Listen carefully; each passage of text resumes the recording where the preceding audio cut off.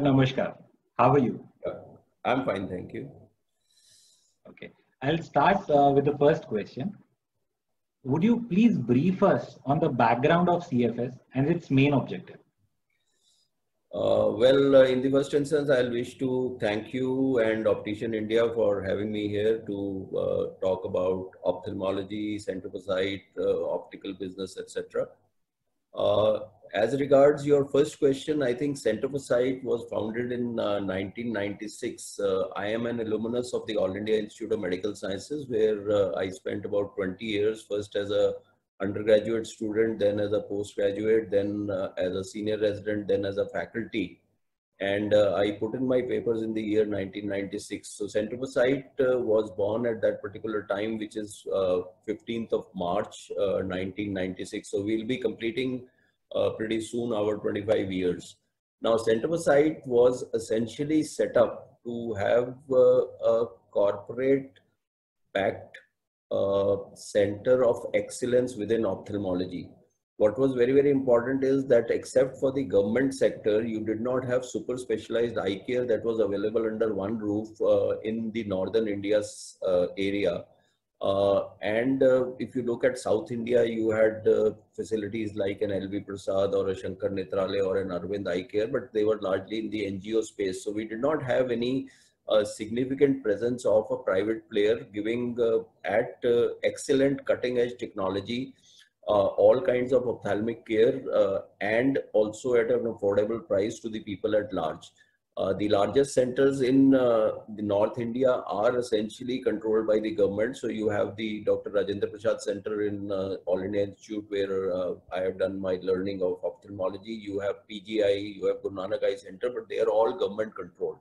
So the patient didn't have the choice to actually go ahead and go in for ophthalmic care in a good, graded and a scientific manner with a super specialized touch. Now, ophthalmology, as you might be knowing, has transformed into a super specialization where you have at least 10 to 12 different subsections of ophthalmology. And that is what we wanted to create in the space. And as the journey of Centre for Sight went on in this in the private healthcare, I was able to get another 3 faculty from All India Institute of Medical Sciences. All 3 of them, Dr. Harsh Kumar, Lalit Verma, and Dr. Dinesh Talwar, were again graduates, postgraduates, and faculty at All India Institute of Medical Sciences. So I would say from there on the journey began, and we were able to get in all super specialties, and over time we are providing great services to patients. We have served more than 6.5 lakh patients, and we are now present across 11 states with about presence in 25 cities, and we have about 45 centers. Just to, as a coincidence, today we have started our center in Kanpur also. So that is our 45th center that we have of Centre for Sight. So the philosophy of Centre for Sight actually is our brand values, or our values are transparency, trust, and technology. So honest clinical care given to the patient, working with super specialists, and we having a lot of emphasis on outcomes. So we are constantly looking at the outcomes, surgical outcomes that the center provides. We do clinical audits, etc., and we try to have the best outcomes as comparable to any good center in the world. So that is the philosophy of Centre for Sight, and the tagline, as it is, "Every eye deserves the best," is also one of our main guiding principles, that why should anybody in India not get the best that is available in the world in eye care. Right, sir. Would you also guide us, what are the main focus areas for patient care and specializations which are available at CFS? Okay, so the main thing for the patient care, first thing is that we differentiated. The first thing was to differentiate it from an ophthalmology department within a multi-specialty hospital. So when a patient is going to a multi-specialty hospital, he or she has to deal with patients of every variety. That means that if you walk into a hospital, there may be a patient who has had trauma, who has drips going on, somebody on chemotherapy, etc. So the ambience is that of sickness. It is not an ambience of well-being patient. So when the patient comes to an eye center, typically the comorbidities may be there, but it is not that the patient has come in a sick. So you don't have patients coming on a trolley or on a wheelchair, etc., or comatose patients or those kind of things, though we have to kind of cross manage that. But within the specialty of ophthalmology, they are primarily daycare centers, where the efficiency and precision is much different than in a multi-speciality. If you have to say get admitted into a hospital for a cardiac surgery, or you have to get admitted for an ophthalmic surgery, the processes are going to be the same. If you have to go to an OT, the processes are going to be the same. Now, for example, I'll give you, I was also associated with the Apollo Hospital, and I owe a lot for Apollo. But as regards the standard of care, any patient who is going to the operation theater of an Apollo hospital has to get a blood group done. Okay. Now we are doing cataract surgeries, which is a 10-15 minute surgery, which is a bloodless surgery, which is under topical anesthesia. You are not doing it under general anesthesia. There is no blood requirement ever on these cases. So the patient is asked to get a blood grouping done, because that is a standard operating procedure that is there. So the focuses are very different. Ophthalmology becomes a very small portion. And when you are looking at an eye care dedicated hospital, it's like a person doing the same thing over and over again. So therefore, the efficiencies are much greater. A person is in our hospital, a person is there for about 2 to 3 hours and not more for that. Patient coming in, getting dilated, getting into the OT, getting the surgery done and getting out. But if you have to do it in a multi-speciality, it will be a problem. So first thing is to have a niche, and that is established across the world, that eye specialists or eye centers are standalone, much more profitable and much more comfortable for the patient than if they are part of the multi-specialty. So first thing was to identify that you can have great eye care centers, which is the preferred destination for patients to come. The second thing which we had to work was to get the best human resources. Because I personally feel that you don't build a business, you actually build a team, and the team automatically builds a business. So we had got the best of the hands, the best key opinion leaders, the best surgical skill set that is available, and we had the super specialization which is there. Now, even today, when we look at our prime centers, which we call as hubs or which we call as tertiary centers, 30 to 40% of the patients are not from the nearby vicinity. They come from outside the city or even outside the country to get their care done. And the idea is to establish Center for Sight as a gold standard for ophthalmology. You will be surprised to know that we have the largest patient database for eye cancers. Ocular oncology, our center in Hyderabad, is, I would say, the national apex center, or rather the international apex center in this area, where we treat the maximum number of ocular oncology patients. And we do anything that is required in ocular oncology, which is up to the latest standards and up to the international hallmark. So much so that our medical director there of the ocular oncology department has been honored by the American Academy of Ophthalmology. This is the first time somebody from India has been honored for a lifetime achievement award by the American Academy of Ophthalmology. So we have concentrated very significantly on acquiring the skill set of the doctors who are really the pioneers in their fields. And mind you, they are pioneers in a super specialized field of ophthalmology, and not that they do everything. For example, I do only cataract and refractive surgery and some part of cornea. That's what I do. I don't do retina, or I don't do plastic, or I don't do squint, etc. So that is something very, very important. And we also have the system of hubs and spokes. So spokes are basically centers which have mainly cataract and eye care examination. But when you come to super specialized surgeries as vitreoretinal surgery, corneal grafts, you're coming to LASIK or smile surgery, etc., they can be sent to the tertiary center or to the hubs. So that is the general principle that we have followed. And today, with the grace of God and the dedication of the team, we are considered as one of the leaders in eye care technology in this part of the world. Okay, I'll talk more business to you this time. In your opinion, how much is the growth potential for the industry as a whole? And what are the future plans of CFS in particular?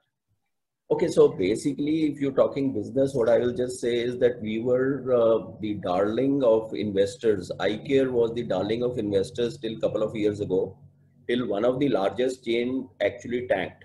And that chain is today under the NCLT for whatever practices they were doing. That is something different. And therefore, for this golden period, which I would say, which lasted from about 2010, 2010 to about 2016 or something like that. Then there was a slight stop in the investments, but I think the investments have come back. So private equity love this space, and the biggest example of the private equity having made it big, or a chain having made it big, is in China, which is called as AIER, AIER, which is I would say a multi-billion-dollar listed company, and which does 10% of the total eye care volume of China. So they have grown very significantly, and that is one of the things. There are another listed company by the name of Seamer, which is there in Hong Kong, and they are also listed, and that's the more than $1 billion listed company. And these things are happening across the world. So the private equity, because of this model being asset light, because of the gestation period being lower as compared to a multi-specialty hospital, and typically this not requiring an investment into making a hospital. Normally we can take these hospitals or these locations which can be anywhere between 10,000 to 12,000 to 18,000 square feet on rent. So therefore the people want to invest on that. And the other thing is that India does the maximum number of cataracts in the world. So India does more cataract surgery, which is the #1 cataract surgery, as compared to US plus Europe plus China put together.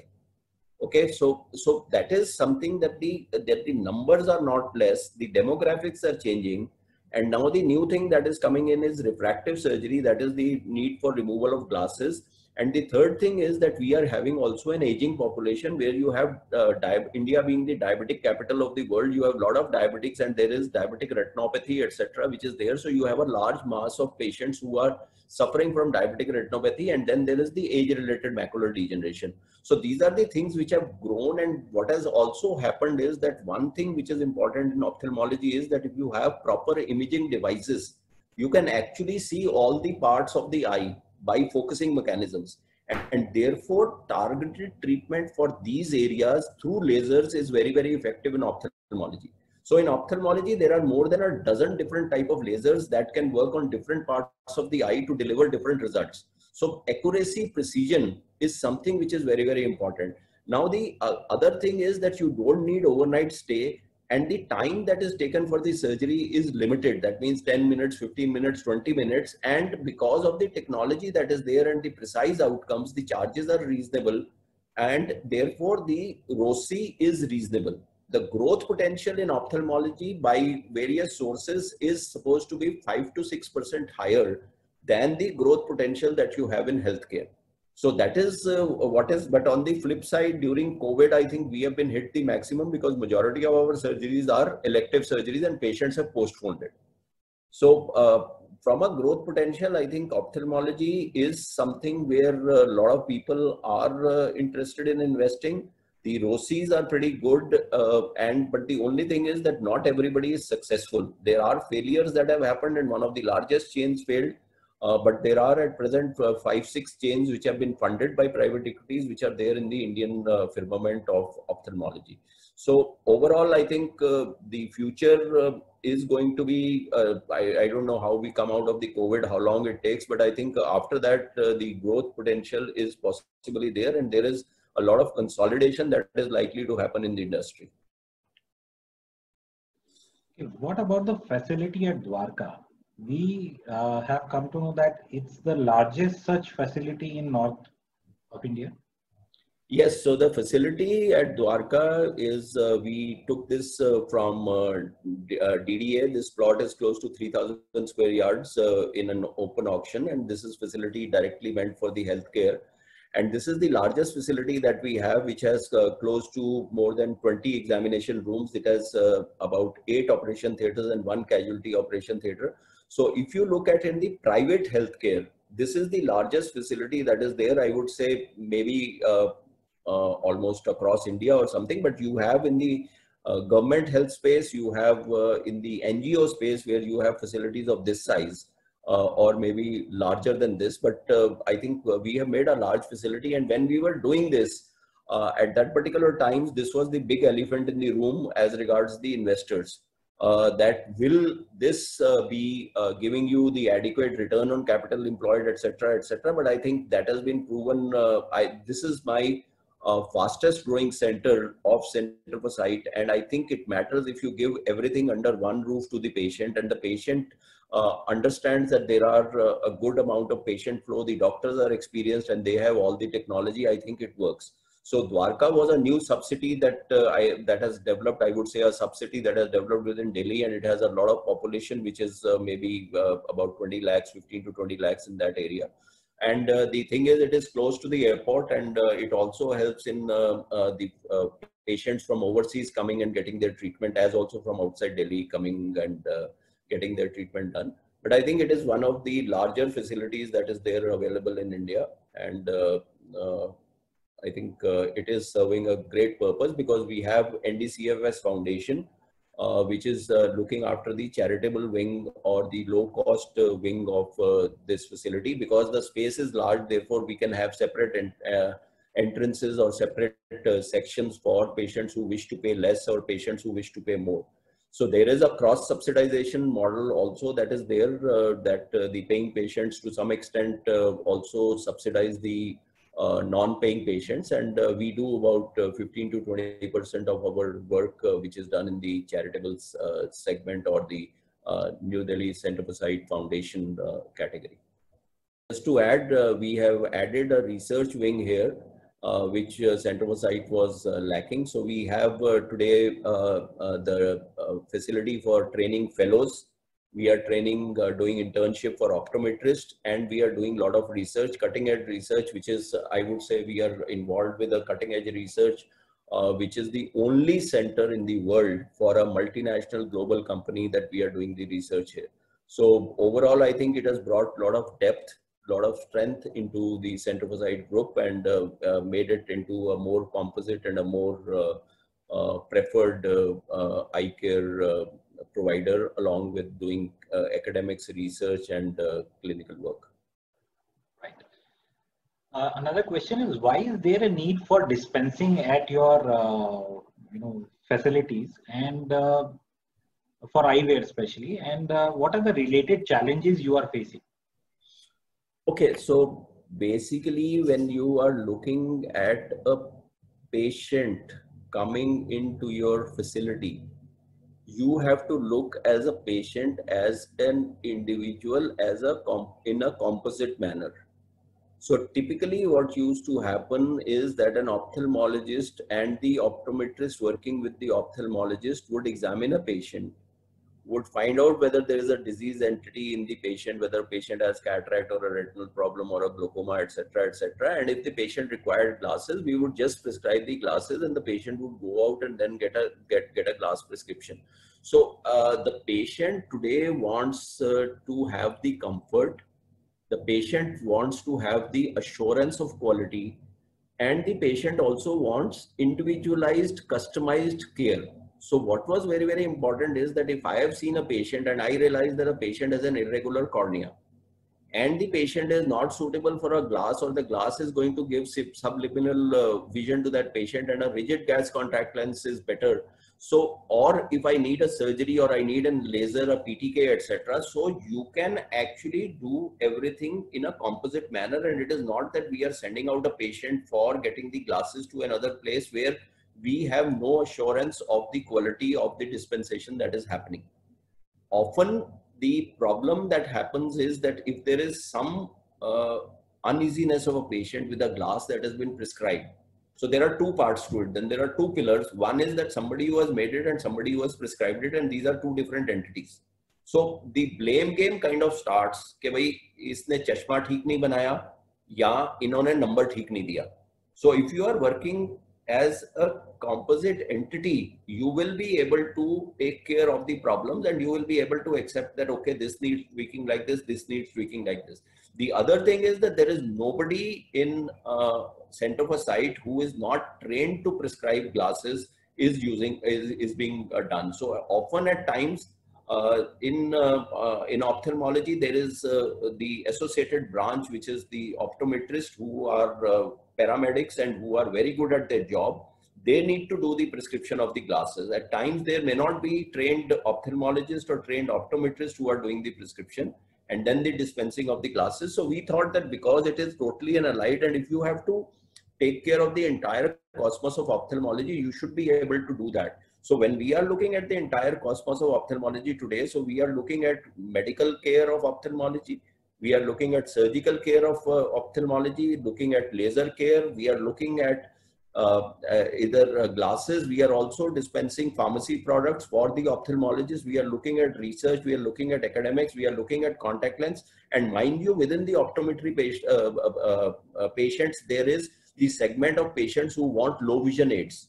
Now, low vision aids are special forms of optical aids that are given to the patient, which is not available in a normal optical shop.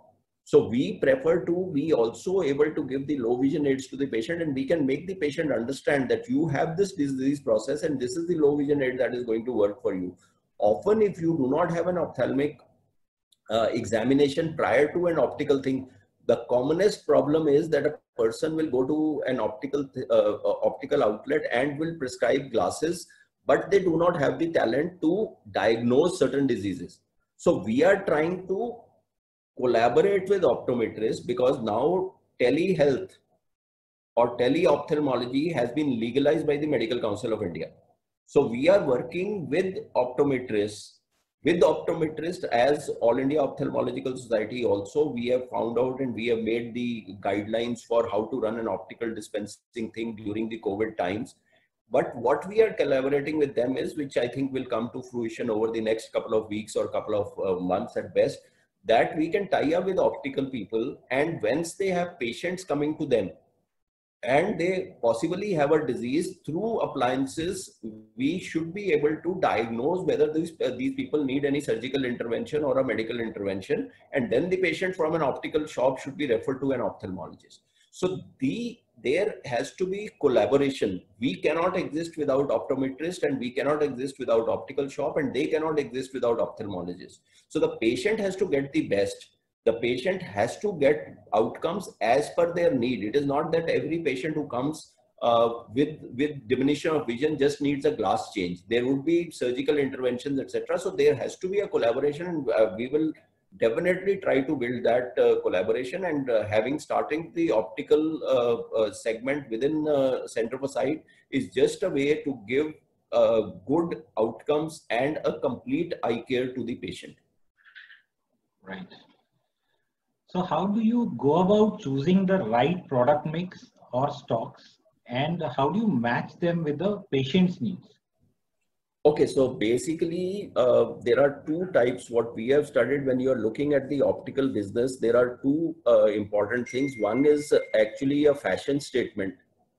People wear glasses, they can have, so there are people like Lenskart, etc., who have brought in that why if you have say 5 pairs of shoes to match, so why should you have only 1 pair of glasses? You can have 5 pair or etc. So that is a fashion conscious kind of a thing. The second is that there is the requirement of glasses for visual needs. And third is visual needs which are of a special category. So when we look within Center for Sight, majority of our business or our sales in the optical is through progressives. That means that we are dealing with post-cataract patients, we are dealing with older age patients. So if we look at it, about 2/3 of our business is mainly progressives.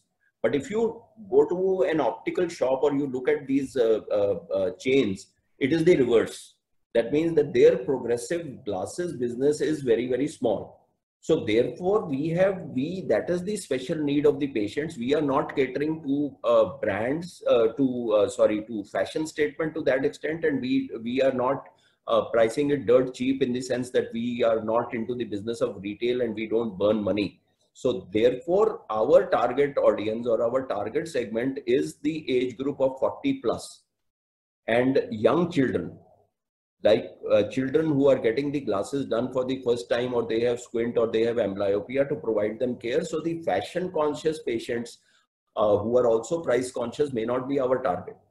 And as regards the product mix, I think the maximum emphasis that we are putting is on the type of progressive that we are making, and we have tied up with Zeiss, we have tied up with Essilor, GKV, etc. So we have tied up with the best. So we are not making our own branded progressives, or we don't have lathing machines. So we tie up with the best in the world that is available and dispense that. So that is the product mix that we are looking at, more so from the elder patients and more so in the progressive segment that we are looking at.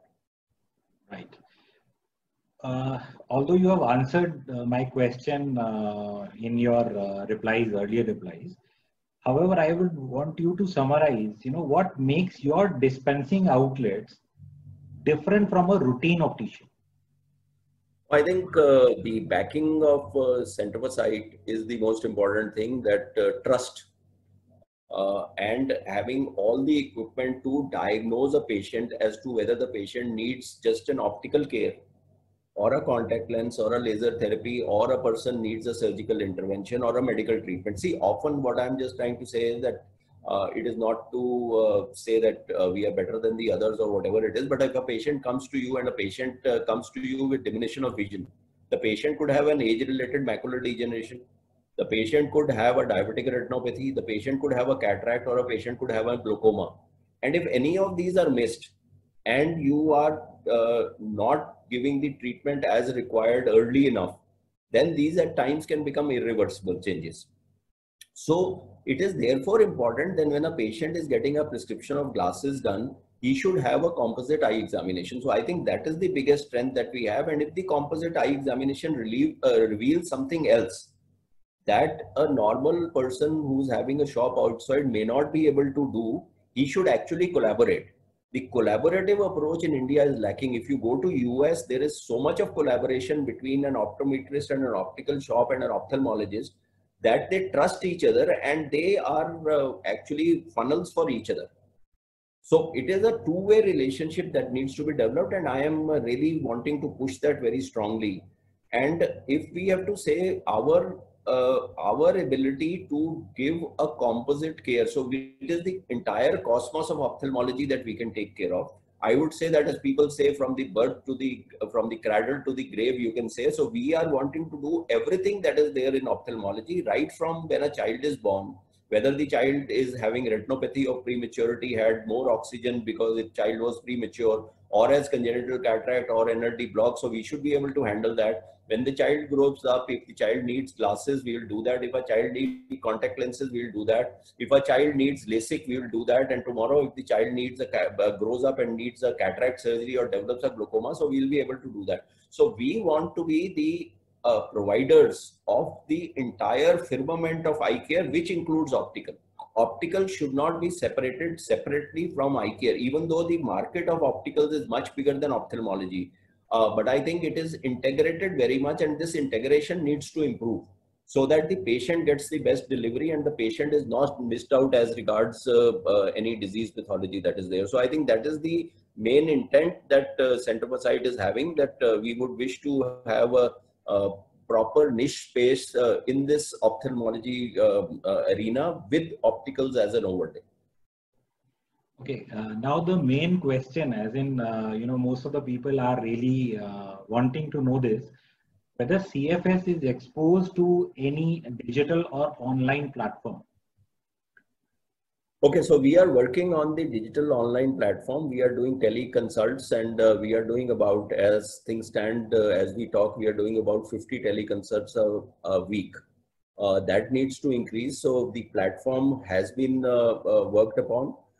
We have also worked upon doing a digital eye exam at home. So I can check the vision of a patient. I can check whether the patient is having color blindness or not, whether the person is what kind of near vision a person has and what kind. So we are able to project onto the screen the Snellen's visual acuity chart. We can project the color vision chart, and we can also have the near reading chart for that. We have also invested in methodologies to do the pupil PD measurements, which can be done again from a remote source or from home health. So what is there going to be in the firmamentarium is that we are also working with certain companies of being able to do a refraction at home. Rather than taking a big auto refractor, there are small auto refractors and the phoropters. So these are the things that we are working on, because I think there is the old aged population. There are the people in COVID times who do not wish to go out. So what is going to be causing a revolution over time, I feel, is teleconsult and home health. The digital aspect of the whole thing see what is, I don't know whether you are aware, but there is a lot of work that is being done on AI, artificial intelligence, for diabetic retinopathy. The iPhone is being used to even help take the pictures of the eye, as also take the pictures of the retina and then put it through AI, and Google, etc. Such big companies are working on it. So if they are even wanting that you go to a mall, and there can be these stations where you can be checked even for the retina as regards whether you have diabetic retinopathy. So most work on AI is being done on diabetic retinopathy. So digital is going to be something big. Even they are investing in a contact lens, which should be able to give you a 24-hour glucose reading of diabetics. So there is a lot of digital thing that is coming in. There is a lot of consults that are going to come in, and it's going to take a little while to whole thing to develop, because this COVID has really pushed this, given such a huge impetus to the whole thing, that I think what could have been done in the next 5 years would possibly be done in the next 6 months or 9 months time. So everybody is looking at that. And there was a recent article that was there, that there has been a 700% increase in teleconsults in ophthalmology. So maximum number of teleconsult increase has happened in ophthalmology. And that is because you can, with very minimal non-invasive equipment, take pictures of the eye, and that can be sent to ophthalmologist, and they can actually do that. And now you can write a prescription over the tele-ophthalmology. So I think these are exciting times from the perspective of digitization and imagery and teleconsult, etc., and checking of glasses even at home, etc. Thank you, Dr. Saab. You have really enlightened us, and we will work together in the future for the betterment of the entire trade. Thank you very much, Madhur. It was a pleasure being here, and pleasure exchanging my views with you. Thank you so much. Thank you.